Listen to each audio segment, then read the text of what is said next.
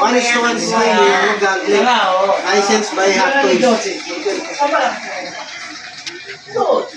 Bali ito guys, yung Nano Gauntlet na Hawk version, yung ginamit niya sa Endgame, di ba? Avengers Endgame. Ito yung ginamit niya. 1:1 scale. Yung ginamit ni Hawk. Nandito nga pala si Hawk. Ayan to Hawk. What's up, what's up? Hindi, kaibigan ko, dinalaw lang ako dito sa... Saan to? Nasa ka na yun? Nasa perfume. Anong pangalan ng... Ano po alam to, ano? Ano? Jackie. Taki. Ay, di taki. Ayan, masahin mo. Ah, Distoy. Yo. Punta tayo sa ano, details. Lapit ka ng konti. Bali, hindi siya, ano ba yun? Kagaya na ito na polish stone, hindi. Ano siya yung, ano ba, nakalimutan kong pangalan ng ano nito, yung material nito eh. Pero okay to. Arsan plastic. Oh, yung height niya nasa ano to, 29 to 30 inches siguro. To kasama yung base. Siyempre, hindi makukompleto yung Nano Gauntlet kung walang infinity stone. Kaya ilawin natin yan. Ano ba yung tsura niya pag ilaw mo? Ha? Ano ba yung tsura pag ilaw? Eh di may ilaw. Sige. Yan. May ilaw pala.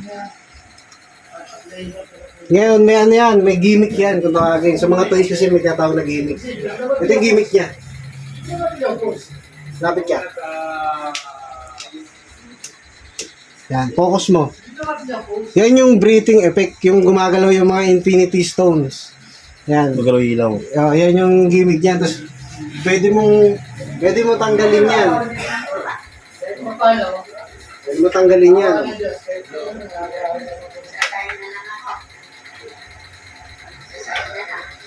Ano sa pag-ilaw mo? Yan mo na ganyan.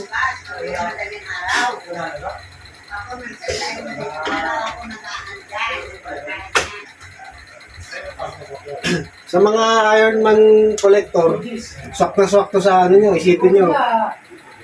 Sa TV nyo, kunwari, sa side, doon nyo ilagay, bagay na bagay ito. Pero ito, personal na collection ko kasi ito eh.